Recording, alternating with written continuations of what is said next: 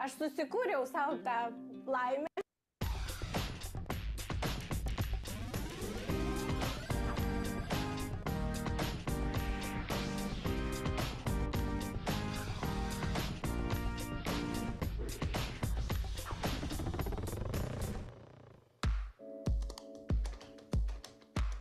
Šiandien laidoje Airijoje specialiųjų poreikių vaikus mokanti Daivina. Priklausomai, koks yra lygis to susirgymo. Jeigu autizmas labai stiprus, tai tu su juo kartu eini ir valgyt.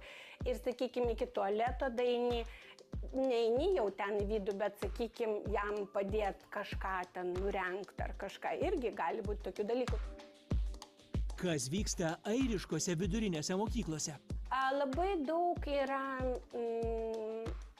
nepagarbos vieni kitiems, nepagarbos mokytojui, nenoras kažką daryti, aš to nedarysiu, man čia nepriklauso ir visa kita. Tai, žodžiu, visiškai toks dalykas, kad ir tu negali jo priversti. Jeigu Lietuvai kaip bebūtų, mes galim ir užrėkti, mes galim pastatyti juos į vietą, galim.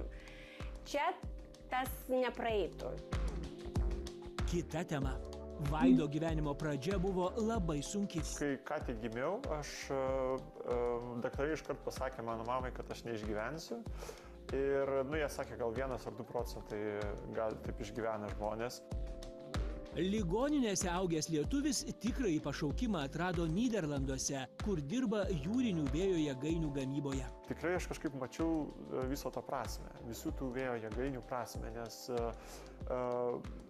tiesiog tai yra mūsų ateitis. Aš susikūriau savo tą laimę, kaip sakant, aš labai turėjau gerą gyvenimą Lietuvoje. Iš tiesų, aš būsiu visiškai gal netokia netradicinė lietuvė, gal kaip jūs darot dažniausiai reportažas, visgi žmonės važiuoja geresnio gyvenimo.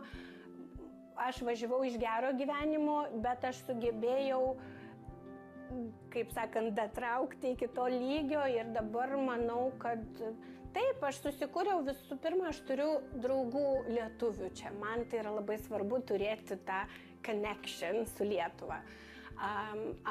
Mes švenčiam visas šventes, mano vyras vargšas, God help him, per 24 dieną gruodžio per kūčias.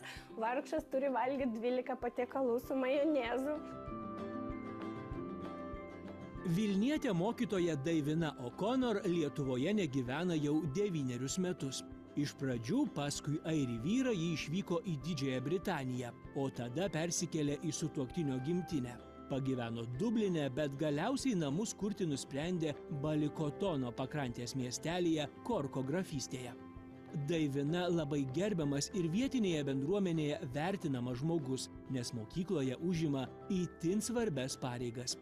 Tai yra specialiųjų poreikių mokinių mokymas. Mokytojo arba mokytojo padėjėjas. Specialiųjų poreikių SNA gali būti arba Special Education Teacher arba Special Needs Assistant. Nes mano yra miksas, kadangi aš turiu mokytojo kvalifikaciją, tai aš darau miksą. Aš ir tą darau.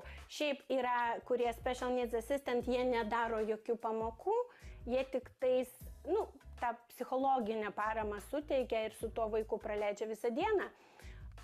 Arba tie, kurie jau yra Special Education Teachers, tai jie ir mokina ir dalykus visus jo. Kaip keitėsi Daivinos gyvenimas ir kaip jie atsidūrė ten, kur dabar yra, netrukus. Tačiau visos emigrantų istorijos prasideda nuo Lietuvos. Niekur niekada neplanavau išvažiuoti, todėl kūriau karjerą ir man puikiai sekėsi. Apie savo buvusį gyvenimą Vilniuje kalba pašnekovė. Tuos laikus ji prisimena su didžiausiu malonumu. Lietuvoje aš visą laiką dirbau anglų kalbos mokytoja, baigiau anglų filologiją pedagoginiam universitete ir dirbau Mykolo Biržiškos gimnazijoje paskutinius 10 metų. Aš buvau valstybinio egzamino komisijoje, taip, ir vykdžiau valstybinius egzaminus, ir taisiau, ir sudarinėjau stojamąjį egzaminą į Biržiškos gimnaziją anglų kalbos irgi. Nors gyveno Vilniuje, Daivina nebuvo sėsli, nuolat keliaudavo, dažniausiai į Didžiąją Britaniją, tuo metu visai nekėlusią didelio susižavėjimo. Ir aš labai daug važiuodavau, nes turėjau nemažai boyfriendų, kurie gyveno Londone ir lietuviai, kurie gyveno Leeds, Londone. Ir aš važiuodavau pas juos, aš kažkaip nesijaučiau, kad aš nesusijus su ta šalim, nes pastoviai aš važiuodavau vasarą, praleisdavau atostogas, praleisdavau kalėdas. Tai kažkaip, nesijaučiau, kad aš nesu kaip ir toj šalyje, aš kaip ir buvau tenais, bet nebuvau 100%, o pirmas dalykas, aš labai mėgdavau dėstyti. Man labai patiko mano darbas mokykloje ir, kažkaip aš pagalvodavau vis, kaip aš dabar išvažiuosiu, kuom aš ten būsiu, ką aš ten darysiu. Kažkaip aš nesupratau, kad įmanoma ir angliškai kalbančioje šalyje dirbti mokykloje. Aš kažkaip, nesupratau tų galimybių iki galo. Ir turėjau labai daug tikrai darbo mokinių ir mokykla man labai patiko, Biržiškos gimnazija, labai puikiai sutariau su visais. Niekada nebuvau iš tų, kurie skundžiasi Lietuvą ir lietuviškais atlyginimais. Tada galvojau ir dabar manau, kad mūsų šalyje galima normaliai uždirbti, jeigu tik įdedi pastangų, įsitikinusi Daivina. Taip, aš sakyčiau, tais laikais, kaip moteris Lietuvoje, aš buvau ganėtinai gerai užsidirbanti, nes dar savo mokyklą visada turėjau privačius savo mokinius, kuriuos rašiau valstybiniam egzaminui ir žmonės emigraciją irgi rašiau anglų kalbą, anglų kalbos mokiau, bet įsimylėjau. Įsimylėjau, susitikom su vyru klube, naktiniam klube ir jis labai ilgai mane įkalbinėjo. Jis važinėjo pas mane kas 2 savaitės, paskui aš pas jį važinėdavau, jis pas mane ir, žodžiu, metus įkalbinėjo mane palikti Lietuvą, aš labai buvau prieš. Aš jam sakau, tu geriau čia persikraustyk. Mes ir tokį variantą žiūrėjom, bet kadangi jis yra elektrikos inžinierius, tai jam kaip ir Lietuvoje, vis tiek ten kitokie standartai, šiek tiek darbas. Gal nebūtų tiek apmokamas gerai, kaip tuo metu jis gyveno Londone. Ir įkalbėjo. Įkalbėjo po metų, persikrauščiau į Londoną. Ir paskui po metų pasipiršo ir po metų susituokėm. Daivina juokiasi, kad didžiausias jos ir vyro kaip poros išskirtinumas yra tai, kad per gana trumpą laiką įvyko net 3 jų santuokos ceremonijos. Tai yra tikra didžiulė meilė, sako ji. Vienos Londone, Chelsea Registry Office, ten Zaksas, tas jį vadinamas, ten vienas turėjom tik tai su liudininkais, paskui Meksikoje turėjom tokias kaip, Blessing by the Sea, grinai ten 14 žmonių buvo, iš Lietuvos buvo draugai, iš Londono buvo draugai ir paskui Vilniuje turėjom, mano žmonėm, taip pasakyti, artimiems draugams, šeimai, bet Airijoje dar iki šiol nepasidarė, bet 10 metų bus, tai galvojam, gal jau dabar Airijoje kažką pasidaryti. Jeigu galima švęsti, kamgi kuklintis, reikia švęsti, kol yra sveikatos, jėgų ir finansinių galimybių, įsitikinusi Daivina jau planuojanti ir 4 vestuvių paminėjimą. Tuo momentu buvau labai pasinešus ant vestuvių ir mervakario organizavimo labai daug dariau ir čia bandžiau daryti ir Londone, tokį kaip versliuką side gig, kaip mes vadinam. Tai žodžiu ir pagalvojau, kodėlgi savo nepasidarius 3 vestuvių, jeigu jau kažkaip ant bangos. Bet po to supratau, gal ne, jau daugiau tikrai nedarysiu. Gal taip 10 metų visgi gražu, kažkaip reikia paminėti. Išviliojęs Daiviną iš Lietuvos, sutuoktinis jai tiesiai šviesiai pasakė, kad vargti dėl pinigų nereikės ir leido pasirinkti, kuo ji nori užsiimti. Man tada tikrai nereikėjo kažkokios labai pelningos veiklos. Galėjau ir visai nedirbti, aiškina moteris.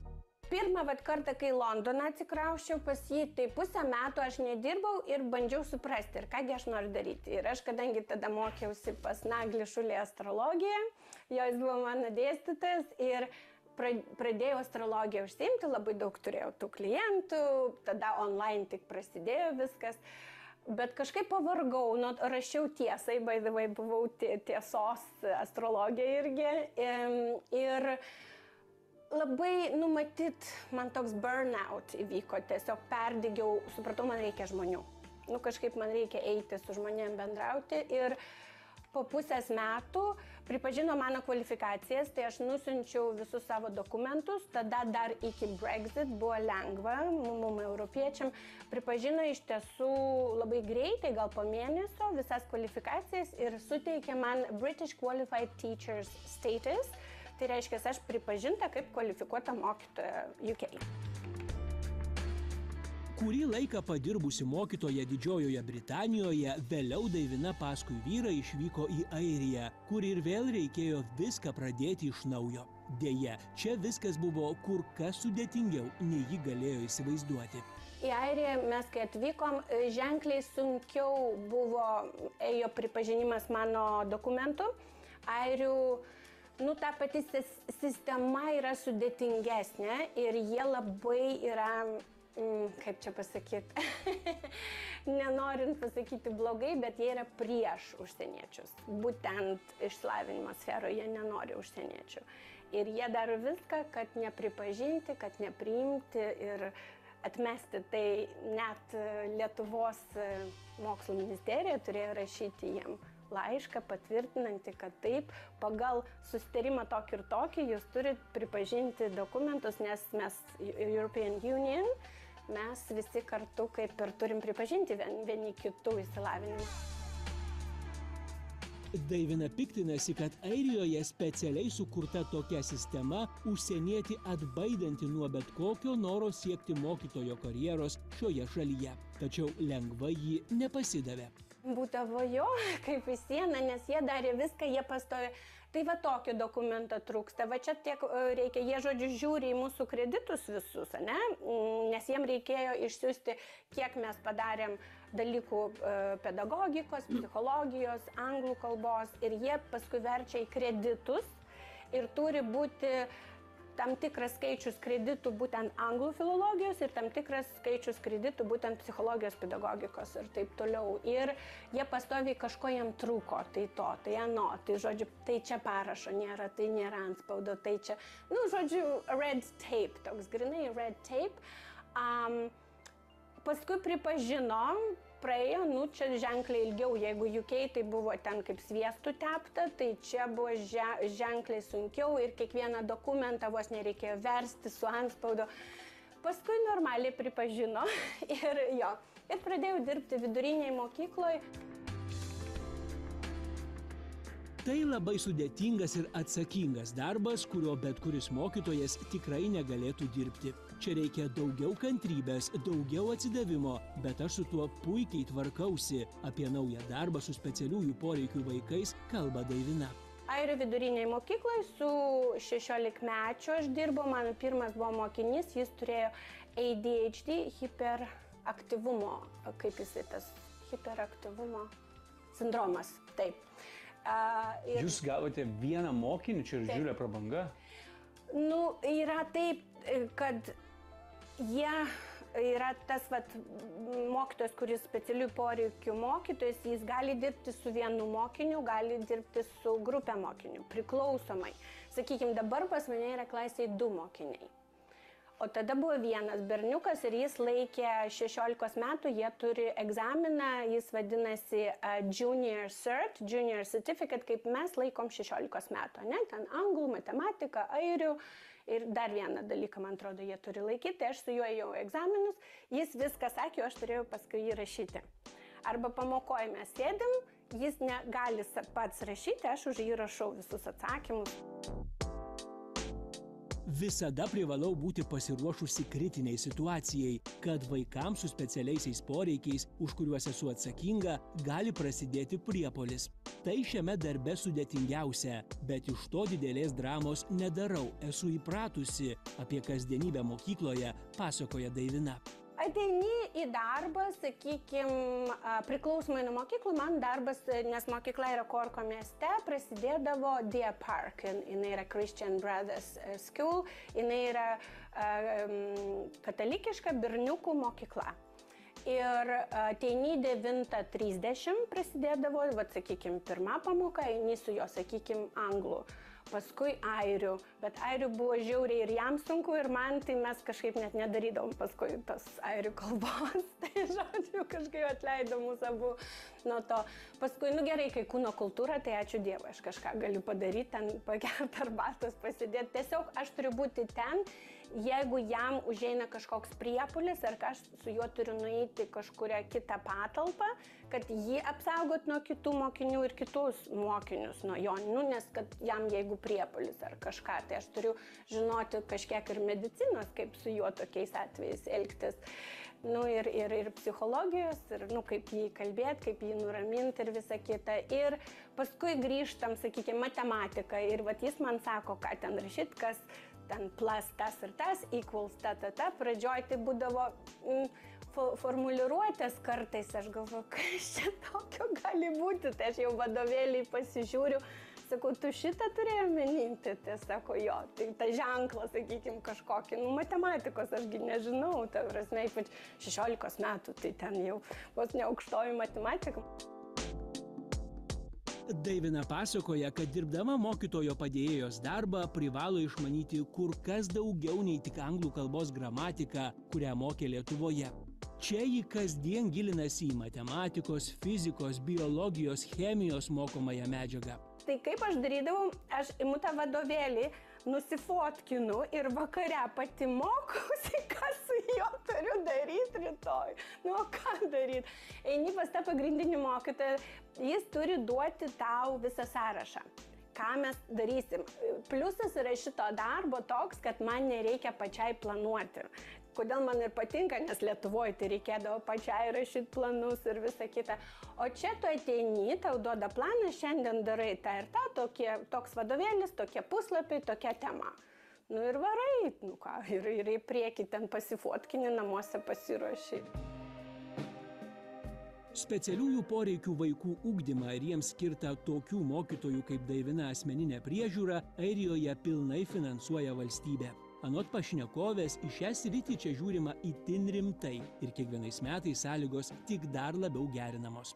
Priklausomai, koks yra lygis to susirgymo. Jeigu autizmas labai stiprus, tai tu su juo kartu eini ir valgyt ir, sakykime, iki tualeto daeini, neini jau ten į vidų, bet, sakykime, jam padėti kažką ten nurengti ar kažką. Irgi gali būti tokių dalykų. Berniukas gal mokytoja, gal ir moteris, gal ne, bet jeigu mergaitė, tai galėtų būti, bet man kažkaip pasitaiko tik berniukai, tai man į tualetą nereikia su jais eiti.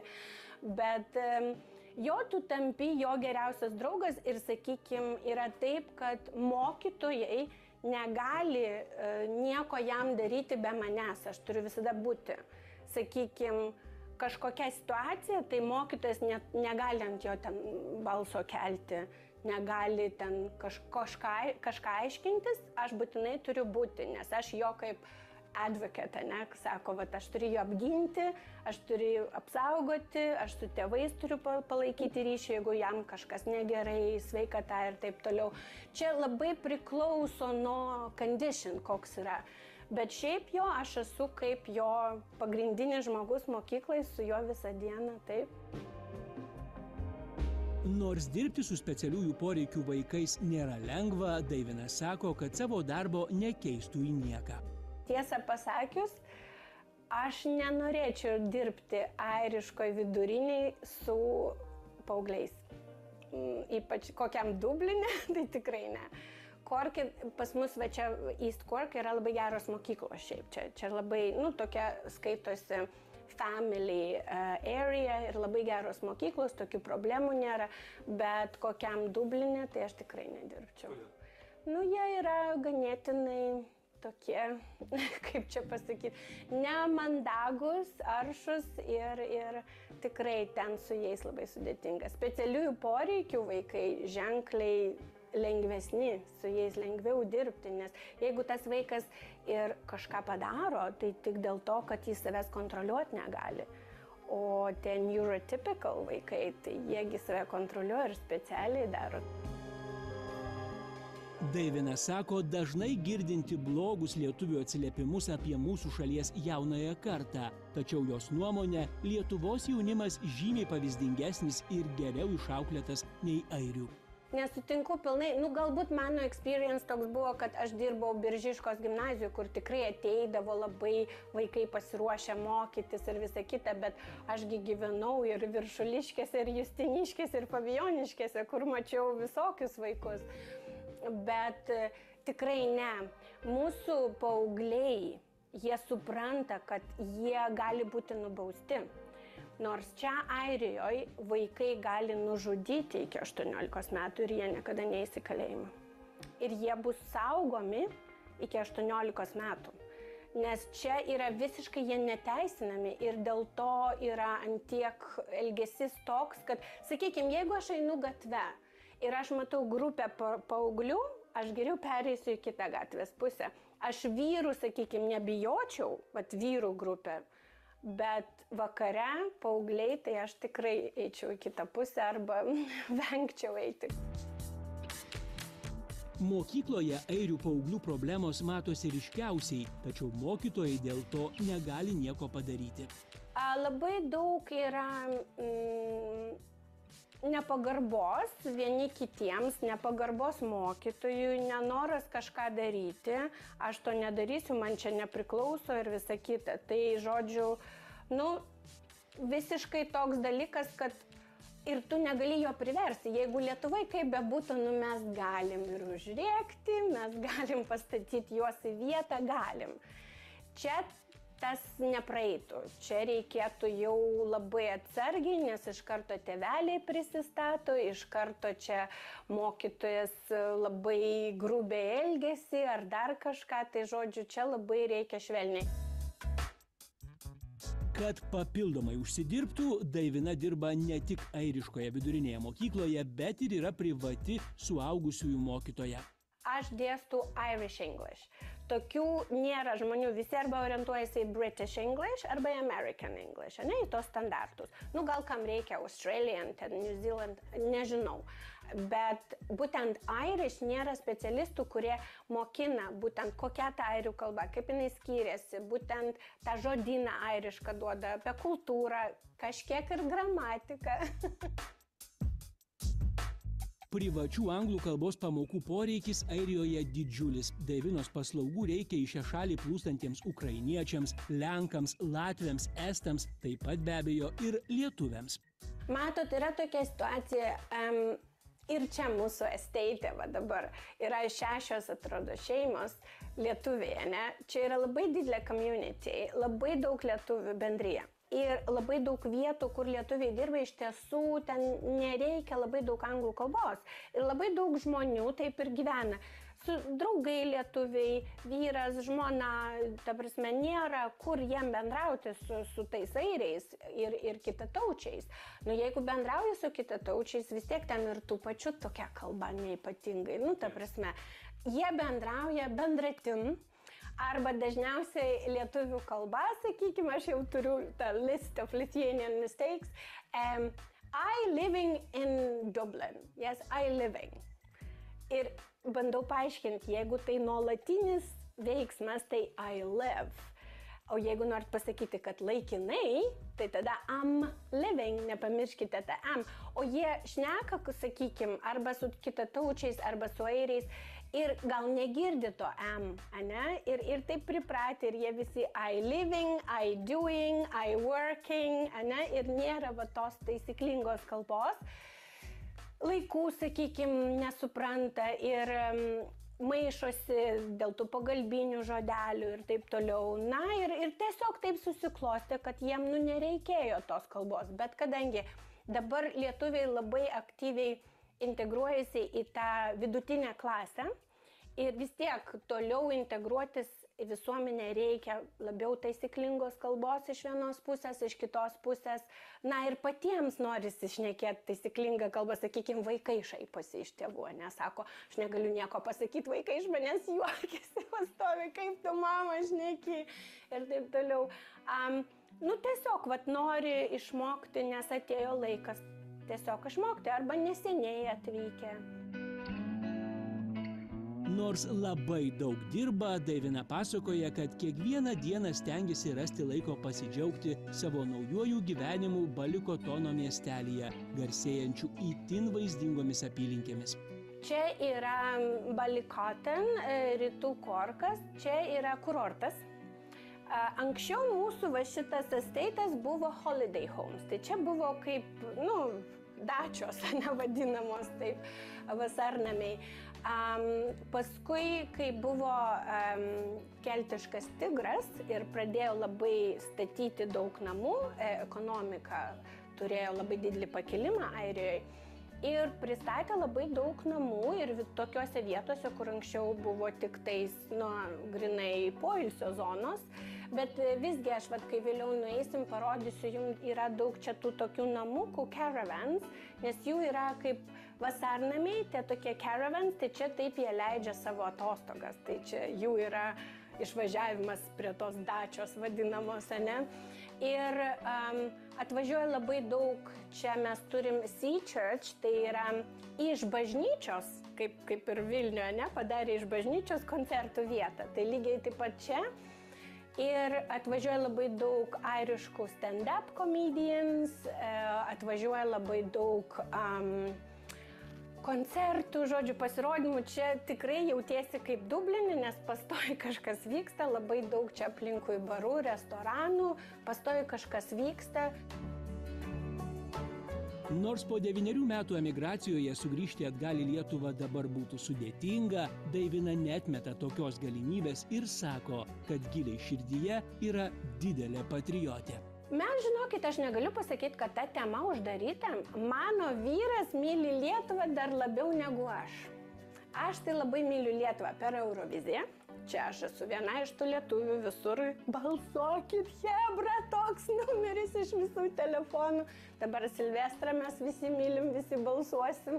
Tikrai Rūpas, tai čia iš viso aš buvau pas Rūpą, net tam jo video, kai buvo pats pirmas, jis sakė, chebra, atsiskit su to šokiu. Tai aišku, kas pirmas, ten turėjo būti aš. Žodžiu, aš labai turiu tą connection su Lietuva. Aš negaliu pasakyti, kad aš visiškai jau nebe lietuvė, ne. Tikrai kraujas tai nėra vanduo, čia tikrai. Kai tai yra Eurovizija, kai tai yra koks nors sportinis renginys, jeigu ten Lietuva, tai čia faktas. Tai mano širdis tarp trijų. Futbole, tai aš palaikau Angliją. Dėl to šeimoje dramos ir skyrybos kiekvieną kartą kaip World Cup vyksta, nes aš vienintelė čia už Angliją, airiai anglų nemėgsta. Nors mano vyras ir gimęs Londone, bet jis labai toks, aš airis, viskas. O aš labai už anglus, man patinka angliškas futbolas. Tiesiog visą gyvenimą buvau ir palaikysiu ir aš turiu tą savo jersey, užsidedu. Vyras sako, užsidaryk, kad žmonės nematytų, prašau, tik tais čia nereikia. Čia kaip būtų vaikščioti Ukrainoje dabar su rusiška vėliava, tokio tipo, ta prasme. Bet aš sakau, jeigu aš palaikau tą komandą, Dieve. Tai žodžiu, tai jeigu būtų Anglija futbole su Lietuva, aš tiesiog tik žinau, kad Lietuva pralaimės, bet vis tiek palaikyčiau Lietuvą.